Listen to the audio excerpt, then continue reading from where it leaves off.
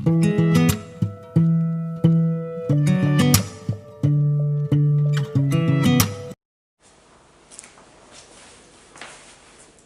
You all. आप सभी का आराधना डिग्री कॉलेज के यूट्यूब प्लेटफॉर्म चैनल पर स्वागत है। आज हम बीए थर्ड ईयर के कोर्स की शुरुआत करते हैं। आप लोगों को ओवरऑल व्यू के रूप में बताऊं तो राजनीति विज्ञान बहुत सारे अध्ययन बिंदुओं से मिलकर पूरा होता है, जिसमें हम लोगों को पाश्चात्य विचारक पढ़ने पड़ते हैं, जिसमें भारतीय विचारक हैं, अंतरराष्ट्रीय राजनीति भी सबसे अहम है, लोक प्रशासन है, तुलनात्मक राजनीति है, और उन सभी में कहीं ना कहीं सबसे महत्वपूर्ण है अंतरराष्ट्रीय राजनीति, इंटरनेशनल पॉलिटिक्स। दो शब्दों से मिलकर बनाई है, अंतर और राष्ट्रीय।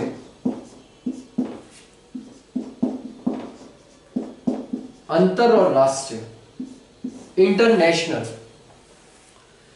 विश्व में बहुत सारे देश हैं, कोई छोटा है कोई बड़ा है।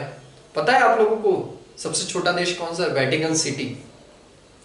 वेटिकन सिटी बहुत कम फैला हुआ है, वेटिकन सिटी, और बहुत छोटा देश विश्व का। और सबसे बड़े देश की बात करें तो रूस, क्षेत्रफल की दृष्टि से सबसे बड़ा देश। और रूस के अलावा हम देखें तो भारत भी क्षेत्रफल की दृष्टि से कौन से नंबर पर है? 7वें नंबर पर।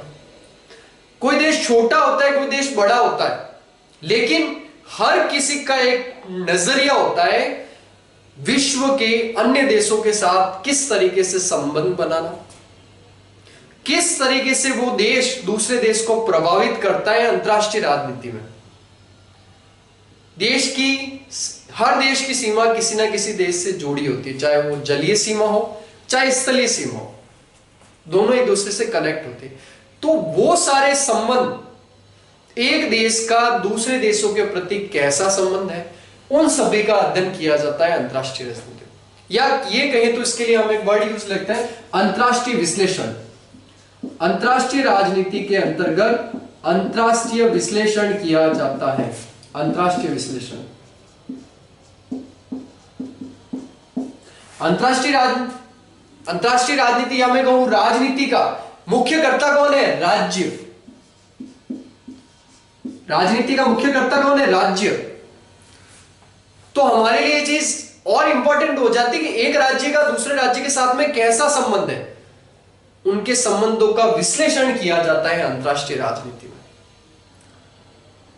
3 तत्व के आधार पर या 3 एलिमेंट्स के आधार पर हम इसको समझने की कोशिश करते हैं। राष्ट्रीय हित,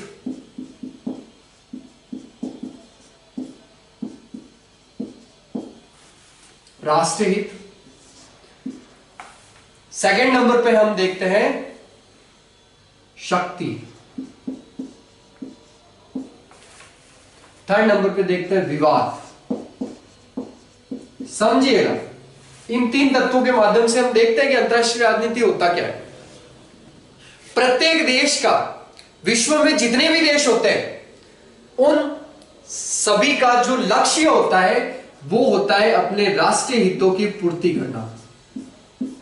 उनका एक ही टारगेट होता है, मेरे जो राष्ट्रीय हित है, जो मेरे देश के लोगों के लिए अच्छा है, जो मेरे देश की संप्रभुता के लिए अच्छा है, वो सारी चीजें होती है राष्ट्रीय हित। राष्ट्रीय हितों को जहां का मुख्य लक्ष्य माना जाता है वो विषय अंतरराष्ट्रीय राजनीति। प्रत्येक देश का अपने अलग अलग राष्ट्रीय हित होते हैं और उन राष्ट्रीय हितों का लक्ष्य रखा जाता है। आपका एक ही टारगेट है कि उन राष्ट्रीय हितों की पूर्ति करनी। राष्ट्रीय हित तो हो गए लक्ष्य। शक्ति होती है अंतरराष्ट्रीय राजनीति में, आपको अगर लक्ष्य को प्राप्त करना है तो उसका साधन। शक्ति बहुत इंपॉर्टेंट फैक्टर है इंटरनेशनल पॉलिटिक्स में। पावर क्या होती है? पावर। मॉर्गेनथाउ ने तो यही बोला है कि राजनीति विज्ञान या अंतरराष्ट्रीय राजनीति एक देश का दूसरे देशों के साथ में शक्ति से किस तरीके से उनके संबंध प्रभावित हो रहे हैं। मॉर्गेनथाउ शक्ति की बात करने वाले बहुत बड़े विचारक हुए हैं।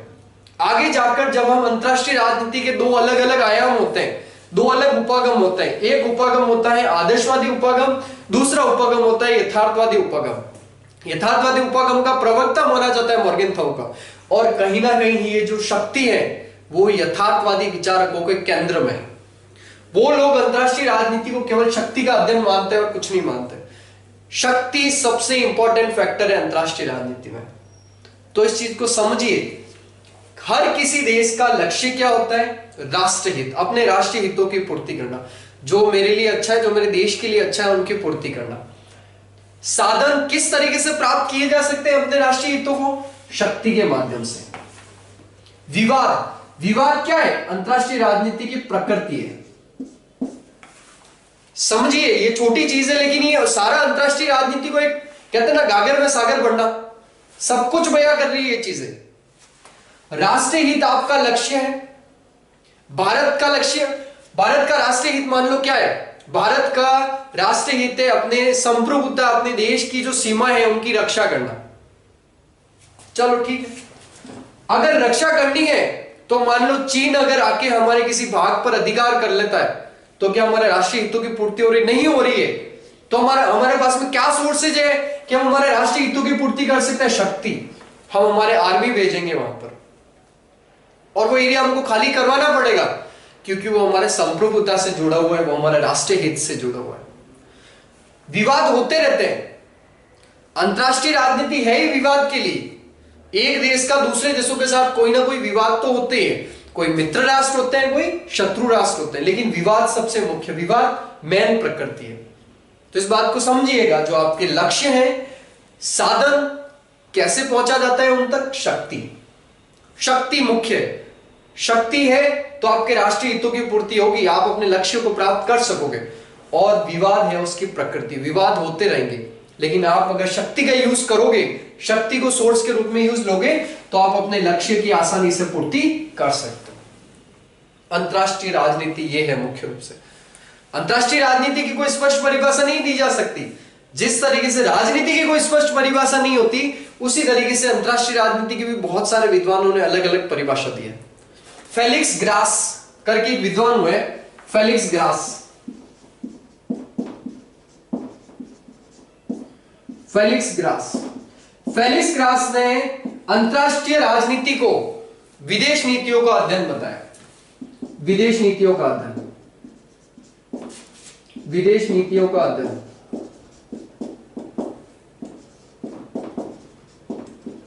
विदेश नीतियों का अध्ययन। विदेश नीतियां आपकी फॉरेन पॉलिसीज, हर देश की अपनी अपनी फॉरेन पॉलिसीज होती है। पता है, आप सभी लोगों को पता होगा भारत के विदेश नीति के निर्धारक कौन थे, या भारत की विदेश नीति के जनक जिन्होंने सबसे पहले भारतीय विदेश नीति को निर्धारित किया। हमारी अगर अंतरराष्ट्रीय राजनीति के राष्ट्रीय हित देखें तो हमारे विदेश नीति के जो निर्धारण करता थे वो थे डॉक्टर जवाहरलाल नेहरू। इसलिए भारत की जो विदेश नीतियां हैं उनके जनक थे डॉक्टर। अलग अलग देश में अलग अलग विदेश नीतियां निर्धारित की गई। और फेलिक्स ग्रास ने भी यही कहा कि अंतरराष्ट्रीय राजनीति वही है जो विदेश नीतियों का अध्ययन करता है, लेकिन ये अपने आप में परिपूर्ण परिभाषा नहीं है। अंतरराष्ट्रीय राजनीति का क्षेत्र अपने आप में बहुत ब्रॉड है, बहुत बड़ा है। इस तरीके से हम ये कह सकते हैं कि अंतरराष्ट्रीय राजनीति संपूर्ण विश्व में जितने भी देश हैं उनके जो राष्ट्रीय हित है उनको किस तरीके से पूरा किया जाए, उसके कौन कौन से साधन होते हैं, इन सभी का मिला जुला मिश्रण है। आपको अपने राष्ट्रीय हितों की पूर्ति भी करनी है, और उसके लिए आपको यह जरूरी है कि प्रत्येक देश में कोई ना कोई शक्ति वाला तत्व होना चाहिए, तभी आप अपने राष्ट्रीय हितों की पूर्ति कर सकते हो। यहां से हम अपना अंतरराष्ट्रीय राजनीति, तो केवल उसका एक सामान्य परिचय था कि अंतरराष्ट्रीय राजनीति होता क्या, इंटरनेशनल पॉलिटिक्स क्या होता है।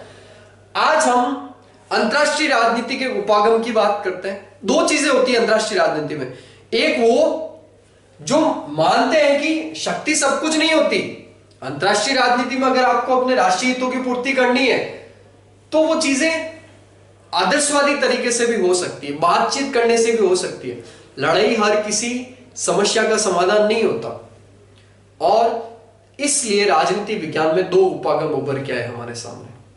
एक उपागम आदर्शवादी विचारधारा और दूसरा था यथार्थवादी विचारधारा। आज की क्लास में हम आदर्शवादी विचारधारा को समझते हैं।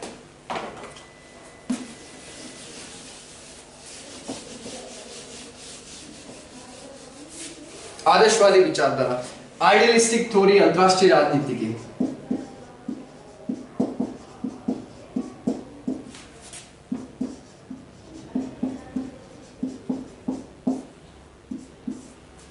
आदर्शवादी विचारधारा, पहले तो ये चीज आप लोगों को क्लियर होगी कि आदर्शवादी विचारधारा है क्या। अंतरराष्ट्रीय राजनीति का अध्ययन करना है तो उसको दो तरीकों से करना पड़ेगा, एक तो अपना आदर्शवादी नजरिए से करना पड़ेगा और एक यथार्थवादी नजरिया।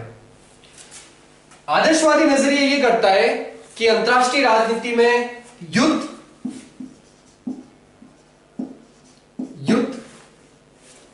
अंतरराष्ट्रीय राजनीति में भ्रष्टाचार की कोई जगह नहीं है। युद्ध कहीं पे भी जरूरी नहीं है अंतरराष्ट्रीय राजनीति में, ये मानना है आदर्शवादी विचारधारा का। सब चीजें सही तरीके से आप बैठ के बात करो, युद्ध करना किसी भी समस्या का समाधान नहीं है, ये मानना है आदर्शवादी विचारधारा, कहीं जगह नहीं है।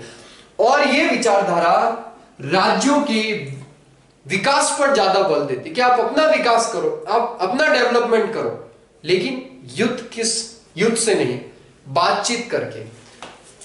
यहां पे मैं लिख सकता हूं कि युद्ध किसी समस्या का समाधान नहीं है, युद्ध किसी समस्या का समाधान नहीं है। यही आदर्शवादी विचारधारा का सेंटर पॉइंट है, युद्ध किसी समस्या का समाधान नहीं है। यहां मैं एक छोटी सी लाइन आप लोगों को बोलता हूं जो आप लोगों के सामने आदर्शवादी विचारधारा स्पष्ट कर देगी। एक अच्छा राजनीतिक व्यक्ति वह नहीं होता, एक अच्छा राजनीतिक व्यक्ति वह नहीं होता जो वो करता है जो उसको करने योग्य जो कार्य होते हैं, लेकिन वो अच्छा व्यक्ति होता है जो अच्छा होता है।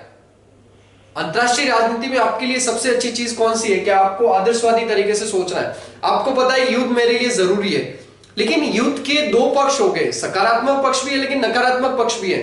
तो क्यों ना आप सबसे पहले अपने सकारात्मक पक्षों की उनको देखो, सकारात्मक पक्ष की तरफ देखो कि कौन कौन से पक्ष आदर्शवादी तरीके से अच्छी तरीके से बातों को बैठाकर किया जा सकता है। या हम लोग ये देखते हैं कि आदर्शवादी विचारधारा सबसे पहले अंतरराष्ट्रीय राजनीति में किसने दी, वो देने वाले थे वुडरो विल्सन। वुडरो विल्सन ने आदर्शवादिता की स्थापना के लिए अंतरराष्ट्रीय राजनीति में शांति का सिद्धांत दिया, पीस रूल दिया। ठंडा, आप आराम से सोच समझ के हर काम को करो, लड़ाई कहीं पे भी किसी भी समस्या का समाधान नहीं है, युद्ध कहीं पे भी जरूरी नहीं। तो ध्यान रखना, वुडरो विल्सन ने शांति के 14 सिद्धांत दिए, शांति के 14 सिद्धांत दिए वुडरो विल्सन ने शांति के 14 सिद्धांत दिए। बहुत इंपॉर्टेंट है आपके लिए। आदर्शवादी विचारधारा कहां से प्रारंभ होती है? वुडरो विल्सन से होती है। आदर्शवादी विचारधारा मोटे तौर पर यही मतलब है, युद्ध के लिए कोई जगह नहीं अंतरराष्ट्रीय राजनीति में, सारी चीजें बैठकर आपस में बातचीत करके सुलझाई जा सकती है। युद्ध, भ्रष्टाचार, इनके लिए अंतरराष्ट्रीय राजनीति में कोई भी जगह नहीं है। शक्ति को भी कहीं स्थान नहीं है अंतरराष्ट्रीय राजनीति में, ऐसा मानना है आदर्शवादी विचारधारा का। सबसे पहले वुडरो विल्सन, और भी 3-4 विचारक और भी हुए, जैसे हार्वर्ड, इन्होंने भी आदर्शवादिता की बात की अंतरराष्ट्रीय राजनीति में। दूसरा बटरफील्ड, इसके बाद E.H. कार, इनकी एक फेमस बुक भी है 20 ईयर क्राइसिस, पता होगा आप लोगों को। E.H. कार की बहुत फेमस बुक है, हम लोग पढ़ेंगे 20 ईयर क्राइसिस। ये तीनों विचारकों ने भी कहीं ना कहीं अंतरराष्ट्रीय राजनीति में आदर्शवादिता की बात कही। आदर्शवादी राज्यों के विकास पर अधिक बल देता है। अगर आपको अपने राष्ट्रीय हितों की पूर्ति करनी है तो युद्ध नहीं, इसके अलावा और भी बहुत सारी चीजें हैं जिससे आप जो अंतरराष्ट्रीय राजनीति की जो प्रकृति है, विवाद, उसका सही तरीके से निस्तारण कर सकते हो। यह विचारधारा अपने आप में संपूर्ण नहीं है। इस विचारधारा की बहुत आलोचना भी होती है। आदर्शवादी विचारधारा क्या है? आदर्शवादी, आज के समय में आदर्शवादी विचारधारा को कोई फॉलो नहीं करता। अंतरराष्ट्रीय राजनीति में नील बट्टा शून्य है। आदर्शवादी विचारधारा कोई इंपॉर्टेंट नहीं रखती। आज के समय में युद्ध इंपॉर्टेंट रखते हैं। अगर विवाद है तो युद्ध होंगे और युद्ध से दोनों ही पक्षों का नुकसान होता है। यही आदर्शवादी विचारधारा का कहना है। विश्व में 2 विश्व युद्ध तो ऑलरेडी हो चुके हैं और आज के समय में बहुत सारे देशों के बीच में सीमा विवाद चल रहा है और भी कहीं विवाद चल रहा है। तो कहीं ना कहीं अंतरराष्ट्रीय राजनीति युद्ध के कारण डिस्टर्ब होती रही है आज तक। आदर्शवादी विचारधारा के आलोचकों के रूप में एक नई विचारधारा उभर के आई जो थी यथार्थवादी विचारधारा। यथार्थवादी, मैंने आप लोगों को इससे पहले एक विद्वान का नाम बताया था, मॉर्गन थू। बस उन्होंने ही ये कॉन्सेप्ट दिया कि आदर्शवादिता कुछ नहीं होती, केवल बोलते रहते हैं कि सबकी शांति रखो, सब चीजें अच्छे तरीके से हो जाएगी, लेकिन नहीं। मेन इंपॉर्टेंट चीज होता है युद्ध, शक्ति। आपके पास में शक्ति है तो आपका अंतरराष्ट्रीय राजनीति में बोलबाला होगा। शक्ति के बगैर अंतरराष्ट्रीय राजनीति में कुछ भी नहीं है। तो मॉर्गन था जो कि यथार्थवादी विचारधारा को मानते हैं, वो तो कहते हैं कि शक्ति अपरिहार्य है, लेकिन आदर्शवादी विचारधारा शक्ति को नील मानती है, शून्य मानती है। शक्ति के लिए कोई जगह नहीं है अंतरराष्ट्रीय राजनीति, ना युद्ध के लिए जगह है। इसके आलोचक ये बोलते हैं कि अगर आपको अपने राष्ट्रीय हितों की पूर्ति करना है तो विवाद तो अंतरराष्ट्रीय राजनीति की प्रकृति और उसके लिए शक्ति तो आपके अंदर होनी चाहिए।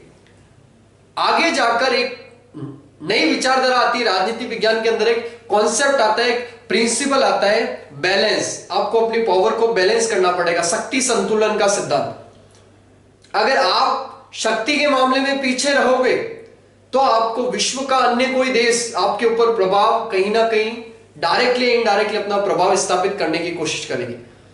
तो आप उनके बराबर में अपनी पावर रखो, शक्ति संतुलन। इससे हो सकता है कि आने वाले टाइम में युद्ध हो ही नहीं।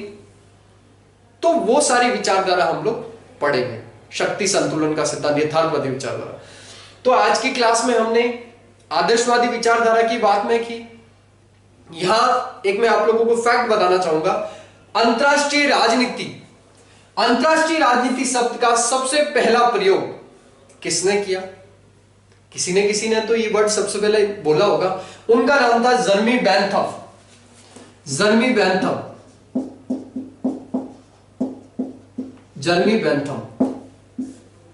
आप लोगों ने नाम सुना होगा शायद कहीं ना कहीं। जर्मी बेंथम उपयोगितावाद के जनक जर्मी बेंथम ही थे। उन्होंने ही सबसे पहले अंतरराष्ट्रीय राजनीति शब्द का प्रयोग किया। अंतरराष्ट्रीय राजनीति, अंतरराष्ट्रीय संबंधों का विश्लेषण, इसकी कोई स्पष्ट परिभाषा नहीं दी जा सकती। अलग अलग लोगों ने अलग अलग नजरिए से अंतरराष्ट्रीय राजनीति को स्पष्ट किया। अंतरराष्ट्रीय राजनीति के 2 आयाम होते हैं, आदर्शवादी और यथार्थवादी विभाग। आज की क्लास में हमने केवल अंतरराष्ट्रीय राजनीति का सामान्य परिचय से हमारी क्लास स्टार्ट की है। आगे की क्लास में हम यथार्थवादी दृष्टिकोण को पढ़ेंगे। शक्ति संतुलन क्या चीज होती है, एक देश का दूसरे देशों के साथ में कैसे संबंध है, कौन कौन से अंतरराष्ट्रीय संगठन होते हैं और किस तरीके से हर देश अपने राष्ट्रीय हितों की पूर्ति करने की कोशिश करता है। मैं आशा करता हूं कि आप सभी लोगों को ये आज की क्लास अच्छे तरीके से पसंद आई होगी। Thank you.